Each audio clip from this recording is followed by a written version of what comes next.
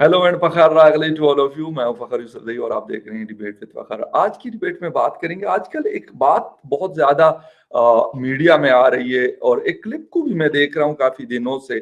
कोई साहब है, पता नहीं क्या करके नाम है, वो तो खैर सुमीत साहब से पूछेंगे, लेकिन उनका कोई स्टेटमेंट चल रहा है और उसके ऊपर काफी एक सख्त किस्म का स्टांस नजर आ रहा है डॉक्टर जयशंकर साहब का और बाकी इंडियन लोगों का। वो है क्या, उसके हवाले से बात करेंगे और बात करने के लिए हमारे साथ मौजूद है political commentator from India Sumit Peer sahab. Sumit ji, thank you very much for joining the show. Thank you Fakhar भाई, thanks for the invitation. Sumit ji, क्या कंट्रोवर्सी है, कुछ ना कुछ चलता रहता है। तो अब ये एक बड़े उम्र के साहब है, मैंने उनका क्लिप ट्विटर पे देखा है, लेकिन उनकी स्टोरीज जो है मुख्तलिफ मीडिया हाउसेस भी रिपोर्ट कर रहे हैं। क्या ये कहना क्या चाहते हैं, हुआ क्या है कि जी नरेंद्र मोदी साहब जो है वो अडानी का जो केस हुआ उसके बाद वीक हुए या उनकी गवर्नमेंट वीक हुई है? देखिए फगर भाई, ये बंदा जो डिस्कशन में है इसका नाम है जॉर्ज सोरोस।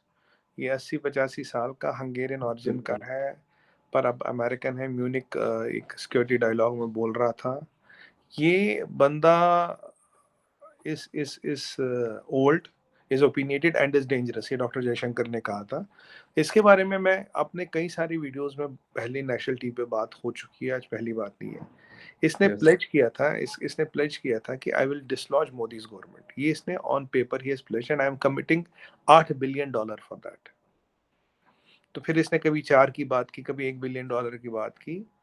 तो ये डीप स्टेट या इंटरनेशनल कबाल का पार्ट है, who have active role in destabilising regimes and regime change. ये एफएमसीजी के बिजनेस का बादशाह है। He controls FMCG business, he is a billionaire. वैसे हंगेरियन बॉर्न है ये, और इसका अल्बानिया में जो ब्लैक अंडरवर्ल्ड है उसके साथ इसका अच्छा खासा लेना देना। यूरोप में जितने गरीब देश हैं, मतलब नॉट अमीर देश, उनमें जो भी रेजिम चेंज हुई है उसमें इसका रोल है। इसका ये मुस्लिम ब्रदरहुड को फंडिंग करता है, ये हर तरह के ऐसे ऑर्गेनाइजेशन को फंडिंग करता है। इंडियन अमेरिकन इस्लामिक सोसाइटी, पता नहीं किस किस को ये फंडिंग करता है। इसके ये जितने भी हमारे यहाँ ये जो पब्लिकेशंस एंटी गवर्नमेंट लिखती हैं इंडिया में, इन सब की फंडिंग यहाँ से आती है। और इसके अलावा इसके पाकिस्तान आर्मी से भी संबंध है, अब आईएसआई से भी संबंध है, इसके इसके दुनिया में हर किसी से संबंध है। ही इज, देखिए, अगर डॉक्टर जयशंकर साहब इसको डेंजरस कहते तो मान लीजिए ये डेंजरस है। अदानी ने को एक माइन मिली थी ऑस्ट्रेलिया में, तब से अदानी के पीछे पड़ा। 2 एनजीओज हैं, एक बॉब ब्राउन फाउंडेशन और एक और है। इन्होंने तो 2 वेबसाइटें निकाल रखी जो पूरे टाइम अदानी के अगेंस्ट प्रोपेगेंडा करती है। मतलब फुल टाइम काम है उनका अदानी के अगेंस्ट, कुछ भी आए तो वो डालना, भाई वहाँ ये हो गया, मछुआरों ने ये कर दिया, ये कर दिया, वो कर दिया। काफी यहाँ के जर्नलिस्ट है जो उसमें कंट्रीब्यूटर्स हैं। और जॉर्ज सोरोस क्यों खतरनाक है, ये डॉक्टर जयशंकर ने बताया था कि इट इज नॉट, देखिए इंटेंशन किसी का भी हो सकता है, ओपिनियन किसी का भी हो सकता है, पर जो उस इंटेंशन और ओपिनियन के पीछे पैसा लगा दे वो खतरनाक है। जो उसको फंड करे वो खतरनाक है। जो कह रहा मैं इतने $1 बिलियन लगाऊंगा, और अभी उन्होंने कहा कि मुझे लगता नहीं मोदी जी की रेजिम जो ये डेमोक्रेटिक है, वो एक डेमोक्रेटिक रेजिम लाने की जरूरत है, तो एक ऑल्टरनेट गवर्नमेंट लाने की जरूरत है। उससे पहले यहाँ 3 लोग गए हैं, ओडोनाल्ड, विक्टोरिया न्यूलैंड और हिलरी क्लिंटन। और आप जानते हैं इंटरनेशनल जियोपॉलिटिक्स में तो क्लिंटन कबाल भी कहा जाता है।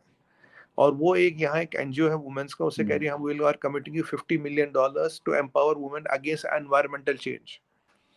और ये जो भी हमारा लिथियम निकला है, देखिए कि इसमें भी बवाल होगा, इसमें भी ये खड़े होंगे, एनवायरनमेंट खराब होगा, ये होगा। कंडाकुलम लग रहा था हमारा पावर प्लांट, वहां भी होता है। विंस्टॉन के हम प्लांट पे हमला होता है बेंगलोर में, आपने देखा होगा, 7,000 लोगों का हजूम आता, वो भी स्पॉन्सर्ड था। पीक ऑफ कोविड में एलजी के प्लांट से गैस होती है, वो भी स्पॉन्सर्ड था। तो मैं कह रहा हूँ कि ये जितने हमले यहाँ हो रहे हैं, और अब ये खुल के सामने आ गए। देखिए, जब रिहाना फेल हो गई, मियाँ खलीफा फेल हो गई, ये मीना हैरिस फेल हो गई, ये किसान नेता फेल हो गए, कुछ जो बाहर के नेता लाए गए थे, इम्पोज किए गए थे, अब एक के बाद फिर ये बीबीसी की डॉक्यूमेंट्री आई, फिर ये अदानी वाला केस आया। आज तो न्यूयॉर्क टाइम्स ने एक आर्टिकल लिखा था, कह रहा कि Adani tried to short sell India's economy even after 132 billion rout of Adani नहीं, सॉरी, ये Hindenburg tried to short sell India's economy. George Soros का फंडिंग उसमें भी है, क्योंकि इसकी जो पीस फाउंडेशन है उसकी फंडिंग उसमें भी। Try to short sell Indian economy, but even after the rout of $132 billion, the Indian economy is intact. Adani पे हमला क्यों बोला, ये देश पे हमला? अदानी गिरता, मार्केट गिरते, स्टॉक गिरता, चीजें गिरती, और चीजों पे असर आता। अल्टीमेटली आइडिया था इंडिया की इकोनॉमी और स्टॉक मार्केट को कपल करना, अदानी का तो बहाना था। और आपको बता दूं आज अदानी शेयर्स और market cap has recovered by 70 to 75% already. मैं अपने टीवी पे भी था तो काफी लोगों ने मुझे पूछा कि भाई ये हमारी अपोजिशन पार्टी इतना हल्ला क्यों मचा रही। मैंने कहा उनके पास टाइम विंडो है 10-15 दिन का, जैसे शेयर वापस आएगा काम खत्म। न स्कैम है न कुछ है, वो चाहते हैं 10-15 दिन में जितनी माइलेज ले सको, जितना इसका फूल, जितना इसकी जलेबियां तल सको तल लो, क्योंकि 15 दिन बाद कुछ बचेगा नहीं। इसीलिए अच्छा। स्मृति ईरानी जी ने कहा था he has to meet the might of India, he has to hmm meet the might of India, जो चाहता है कि मैं यहाँ रेजिम चेंज करूँ या डेमोक्रेटिकली इलेक्ट गवर्नमेंट को डिस्टर्ब करूँ। अब अदानी एक बहाना था, मैंने आपको उस दिन भी बताया था अदानी का तो बहाना है, मोदी पे निशाना है, that is real, it's true. और आप देखिए नहीं अगर लेकिन यही चीज डॉक्टर जयशंकर साहब कह रहे, स्मृति ईरानी जी पार्लियामेंट में बयान दे, प्रेस कॉन्फ्रेंस करके बयान दे रही, तो ऑब्वियसली दिस हैज वेटेज। और George Soros is a known and old enemy of prime minister Modi and BJP and India, कोई डाउट नहीं है इसमें। और ये चाहते लेकिन हैं कमजोर जी जी हुकूमतें आए, डिसाइसिव हुकूमतों से इन्हें डर लगता है। नहीं, लेकिन डू यू थिंक कि जो आप बात करें रिजीम चेंज, तो हमने तो खैर इमरान खान साहब से बहुत सुना ना, इसलिए मेरे लिए बड़ा हैरान कौन है कि आप लोग भी ये बात कर रहे हैं कि जी वो रिजीम चेंज के ये कोई गुरु हैं या पता नहीं शायद उसका कोई एक पार्ट है, जो भी है वट। तो इज इट पॉसिबल कि इस तरह हो सकते? ठीक है, इसका मतलब है कि पाकिस्तान वाली कहानी भी फिर सच्ची है। देखिए फखर भाई, रेजिम चेंज दुनिया अगर में हिंदुस्तान के ऊपर ये ट्राई हो सकता है, जो एक बड़ा मजबूत, पाकिस्तान के मुकाबले में बहुत मजबूत मुल्क है, बड़ी डेमोक्रेसी है, बड़ी पॉपुलेशन है, बड़ी इकोनॉमी है, डिफेंस ज्यादा स्ट्रांग है, तो इन सारी चीजों के बावजूद ये पॉसिबल है ये सारा कुछ? देखिए फखर भाई, आप समझिए, सीआईए कई बार रिजीम चेंजेस करा चुका है, अमेरिका कई बार रिजीम चेंजेस करा चुका है। जी Victoria Nuland is part of American cabinet, मतलब अमेरिका की गवर्नमेंट का पार्ट है वो। जी जी। और डोनाल्ड है, हिलरी क्लिंटन आप जानते हो प्रेसिडेंशियल कैंडिडेट रही है, राइट, कोई बिल्कुल। छोटा वो है नहीं कैरेक्टर। और ये जो जॉर्ज सोरोस है, इसकी इसके जो पैसा है ये इन्हीं कामों में लगता है। ये अगर आप इसका मतलब अभी अगर मेरे पास एक चार्ट होता तो मैं आपको समझा पाता। अगर जी आप देखेंगे इसकी फंडिंग कहाँ-कहाँ और किस-किस को गई है, you will be able to understand how is he connected. मैं आपको ऑफलाइन एक चार्ट कोशिश करूँगा कि आपको एक चार्ट भेज दूँ। जी जी अगर वो एक चार्ट वीडियो में लगा दें आप, तो लोग जी। People will understand how George Soros is connected to various parts of the world. इसीलिए नहीं तो डॉक्टर जयशंकर साहब का बनना नहीं बनता था, इज डेंजरस। क्योंकि जो आइडिया के पीछे पैसे लगाते हैं, लोगों को मोबिलाइज करते हैं, वो डेंजरस है। और रिजीम ओके। चेंज की बात जो है, देखिए भारत में तो कोशिश कर सकते, कर नहीं पाएंगे हाँ, बट हमारा 2024 का इलेक्शन आने वाला, तब तक फखर भाई काफी यहाँ लफड़े झगड़े होंगे। आप देखेंगे भारत में हर हफ्ते 10 दिन में कोई नई टूल किट, कोई नया मसला खड़ा किया जाएगा। पहले बीबीसी डॉक्यूमेंट्री थी, फिर हिडेनबर्ग था, फिर अदानी मोदी भाई भाई था। अब नया मसला आ रहा है कि old pension scheme versus new pension scheme. तो ओके। ये सारी चीजें कहीं ना कहीं खड़ी की जाएंगी। और जो हमारे यहाँ में जो ईएनवाई का नंबर आप देखे, बाई 2045 $25.8 ट्रिलियन इकोनॉमी, इनकी 22 ट्रिलियन का जी। एडिशन 22 साल में। अब इसको रोक, 22 ट्रिलियन कहाँ पैसा जाओगा फगर भाई, उसको रोकने के लिए क्या क्या नहीं किया जाएगा। हर चीज, जैसे हमारे में हिंदी में कहते हैं ना, साम दाम दंड भेद, हर चीज किया जाएगा, हर चीज की ट्राई की जाएगी। और ये लोग क्या चाहते हैं, ये लोग चाहते हैं कि एक वीक गवर्नमेंट आए, ये लोग चाहते हैं कॉम्प्रोमाइज गवर्नमेंट आए, एक कोलिशन जी गवर्नमेंट आए, जिसपे इनके मफादात, इनके इंटरेस्ट आर प्रोटेक्टेड। आज एक और बात बताऊं आपको इसी कंटेक्स्ट जी में, आज चाइनीज आज कैनेडियन इंटेलिजेंस ने एक रिपोर्ट दी है।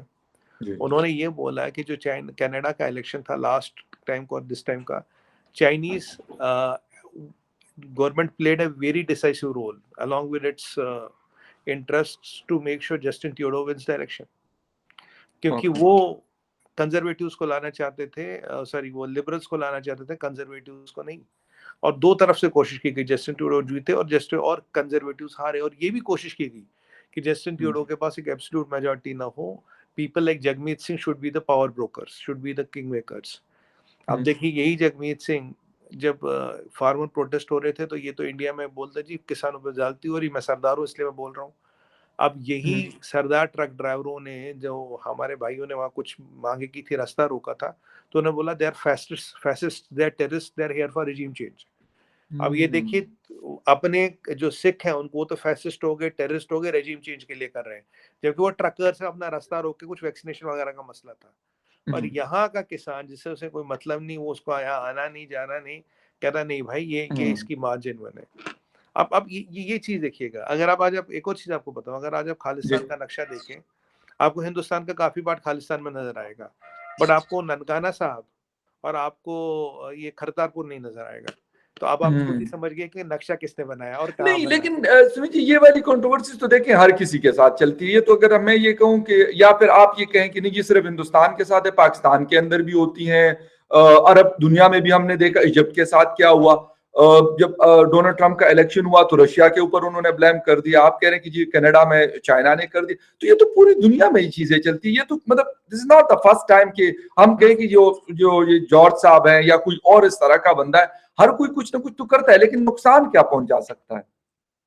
मोदी जी की पार्टी को या फिर उनकी पॉपुलैरिटी को नुकसान पहुंचा सकता है। सर दो नुकसान है, पहला नुकसान है इकोनॉमिक, दूसरा है पॉपुलैरिटी को, तीसरा है मसले खड़े करना। जैसे बीबीसी की डॉक्यूमेंट्री थी, बीबीसी की डॉक्यूमेंट्री क्यों बनाई गई थी? बीबीसी की डॉक्यूमेंट्री बनाई गई थी तो रेडिकलाइज मुस्लिम यूथ, और अभी यूके की इंटेलिजेंस भी कहती है कि भाई रेडिकलाइज इंडिया में करने के लिए और यूके में भी करने के लिए। तो ये अब ये जो चीजें, ये जो किसान वाला मसला देखिए खड़ा किया गया, ये बीबीसी हिडनबर्ग, नहीं तो हिडनबर्ग को अभी याद क्यों आया जब अडानी का एफपीओ आने वाला था, तभी याद क्यों आया वो अपनी रिपोर्ट देने की? बाय द वे एक वॉचटेक करके है, वॉचटेल करके, यूएस की बहुत बड़ी वो लॉ फर्म है, $1.2 बिलियन का रेवेन्यू है और 2,500 स्टाफ कूल है, न्यूयॉर्क बेस्ड है वो। That is one of the best of best in the US. उसको अदानी जी ने हायर किया है to take this Hindenburg to court, international court of justice ले जाएंगे। उनका track record of winning is 99%। तो ये चीजें खड़ी की गई है। बट देखिए $130 बिलियन का मार्केट कैप उड़ाया, may be he has recovered 70%, पर तब भी बैठे बैठे यार 30-40 बिलियन का लॉस तो आज के डेट में भी है ना मार्केट कैप में। बहुत बड़ी बात है। एक छोटी सी रिपोर्ट छाप के, वो तो अच्छा हुआ ना आज आप न्यूयॉर्क टाइम्स का हेडलाइन देखे कि भाई Indian markets did not melt. Idea तो था ना इंडियन मार्केट शुड मेल्ट, किया है सब नकली है, फर्जी है, इकोनॉमी है, वो है, ये है, ये सब। और अब तो ये फखर भाई तो सामने आके कह रहा मैं करूंगा, ये तो कह पैसे लगाऊंगा, रिजीम चेंज करूंगा। ये कोई अब हम ये सुमित पीर अब नहीं कह रहा, पहले तो मैं बहुत सालों से कह रहा हूँ। जी जी बिल्कुल। अब तो ये खुद सामने आके कह रहा हूँ और इसका जवाब अब मैं नहीं दे रहा, इसका जवाब तो स्मृति ईरानी दे रही है, इसका जवाब तो डॉक्टर जयशंकर साहब दे रहे हैं। हाँ बिल्कुल, ऑफिशियल प्लेटफॉर्म से लाजमी सी बात है। वो फॉरेन मिनिस्टर ऑफ इंडिया है और बड़े क्रेडिबल आदमी है, बड़े फेमस आदमी है। तो अगर वो ये कह रहे हैं तो फिर तो कुछ ना कुछ कहते हैं ना कि दाल में कुछ काला है। बिल्कुल ठीक। अच्छा सुमित जी, एक चीज और, इसका ये मतलब हुआ कि जो वेस्टर्न वर्ल्ड है वो आज भी, हम जितना मर्जी दावा कर लें, इंडिया है, चाइना है या रशिया है, ये बड़ी ताकतें हैं दुनिया में, चौथे या पांचवें नंबर पे सारे लोग आते हैं। ये जो 4-5 कंट्रीज हैं, टॉप 5 में यही लोग रहते हैं। तो इसका मतलब है कि ये जो चाहते हैं ये फिर कर जाते हैं। यानी एक जॉर्ज, एक आम आदमी तो मैं नहीं कहूंगा, लेकिन फिर भी इतना वेल आदमी तो नहीं है। मतलब मैंने तो पहले देखा, मैंने इससे पहले नहीं देखा या फिर या जो भी हुआ, लेकिन अगर वो एक आदमी ये इतनी मतलब कंट्रोवर्सी क्रिएट कर सकते हैं, तो इसका मतलब है कि हम कहते हैं कि हम तरक्की कर ले, आप कहते हैं आप तरक्की कर ले, और बहुत अच्छी बात है, ये सबका राइट है। तो इसका मतलब है कि इनके हाथ में आज भी बड़ा कंट्रोल है। फगर भाई ये आदमी कोई नॉर्मल आदमी नहीं है, ये डीप स्टेट का पार्ट है और ये he is known for this, he is known for his notorious activities across the world. ये कोई इंडिया के पीछे नहीं पड़ा, ये जहां भी एक नेशनलिस्टिक गवर्नमेंट है, जहां भी एक पावरफुल गवर्नमेंट है, उसके पीछे पड़ा। देखिए डीप स्टेट के क्या इकोनॉमिक इंटरेस्ट होते हैं, कमर्शियल इंटरेस्ट होते हैं, पॉलिटिकल इंटरेस्ट होते हैं। और जहां एक पावरफुल पॉलिटिकल पार्टी आ जाती है, जहां एक नेशनलिस्टिक पार्टी आती है, जहां करप्शन नहीं होता, वहां इनको तकलीफ होती है। अगर यहाँ करप्शन होता रहे, सामान बिकता रहे, हर एक की कीमत लगती रही, तब कोई दिक्कत नहीं है। जैसी दिक्कत नहीं है, when things are not for sale, तब दिक्कत हो जाती है इनको। सिस्टम अगर सही चल रहा है तो इनको परेशानी है, इनको परेशानी। देखिए सिस्टम सही चलेगा, देखिए या तो ये बढ़ेंगे या हम बढ़ेंगे। अगर सिस्टम खराब है, हमारे कॉस्ट पे ये बढ़ेंगे, हमारे रिसोर्सेज पे ये बढ़ेंगे। सिस्टम सही है, अपने रिसोर्सेज पे हम बढ़ेंगे। तकलीफ कहाँ है? अब देखिए फकर भाई, अगर कोई कहता 2 billion, 3 billion, 1 billion, 8 billion, 8 billion की बात कर रहा हूं मैं। 8 बिलियन से you can cause enough disruptions, you can cause enough एक ह्यूज अमाउंट है सर, एक बड़ी अमाउंट बनती है। वही मैं कह रहा हूँ, मतलब देखिए गाड़ी पे कोई 10 हथौड़े मारे तो गाड़ी रुक नहीं जाती, पर डेंट बहुत आ जाते हैं, दरवाजे खोलने नुकसान नजर आ रहा होता है, जो सारा नजर आ रहा होता। तो ये वही वाली बात है। तो इट इज नॉट कि can they bring down the government on that, because Smriti ji ने क्लियरली बोला था, you have to meet the might of India. That India will show its might, but problem ये है यहाँ रोज नए मसले खड़े करना। जो मैंने आपको ये सारे किस्से गिनाए थे, यस ये सारे यस मसले यस खड़े किए गए थे, ये कोई मसले ही नहीं है। यहाँ आज भी कोशिश है कि हिंदू सिख झगड़ा हो, आज भी कोशिश ओके है हिंदू मुसलमान झगड़ा हो, आज भी इंस्टेबिलिटी हाँ आज भी कोशिश है कि हिंदुओं के अंदर जातिगत झगड़ा हो, ये हिंदू क्रिश्चियन झगड़ा हो, ये रोज प्रोवोकेशन आता है, रोज प्रोवोकेशन आता है। ये ऐसी कोई, ये कोई मैं आपको वो नहीं बता रहा। देखिए जब एक कंट्री न्यूक्लियर ट्रायड है, आप बाहर से आके तो कुछ ले नहीं सकते। 1 बिलियन लोग मोदी जी को वोट देके प्रधानमंत्री बना रहे हैं, आप उनको हटा नहीं सकते।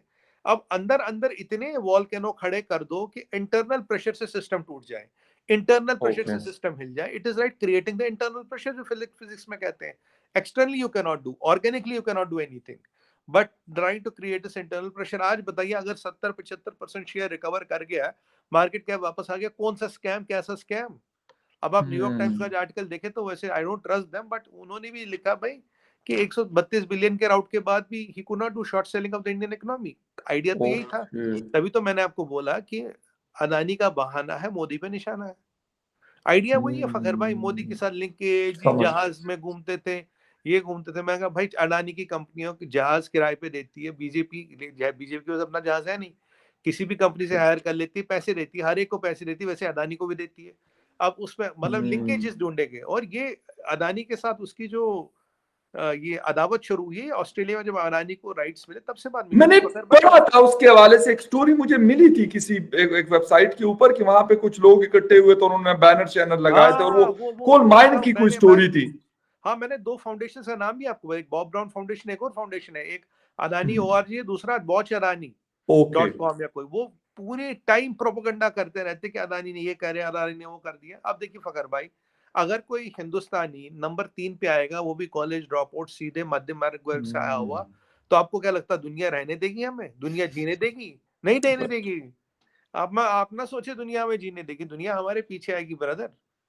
आई एग्री विद यू, और बिल्कुल आपकी बात सही है कि जो नेक्स्ट ईयर है that election year in India, और पाकिस्तान में ये साल शायद इलेक्शन का है, लेकिन यहाँ पे भी काफी अफरा तफरी मची हुई है। दुआ यही है कि इंडिया में ऐसी अफरा तफरी ना हो, बल्कि पाकिस्तान में भी सेटल डाउन हो जाए। लेकिन केयरफुल रहना पड़ेगा इस तरह की चीजों से, इस तरह की कंट्रोवर्सी से, कि एक आदमी यानी 60-70 अरब डॉलर का एक कंपनी को लॉस करवाता है। तो ये इससे हमें काफी चौकन्ना रहने की जरूरत और समझने की भी जरूरत है कि भाई इसको हम कंट्रोल कैसे कर सकते हैं। सुमित जी, आपके टाइम का बहुत शुक्रिया, आपने शो ज्वाइन किया, and thank you very much for watching debate with Fakhar. किसी और डिबेट में फिर मिलेंगे, तब तक के लिए थैंक यू फखर भाई, थैंक यू वेरी मच, बहुत शुक्रिया।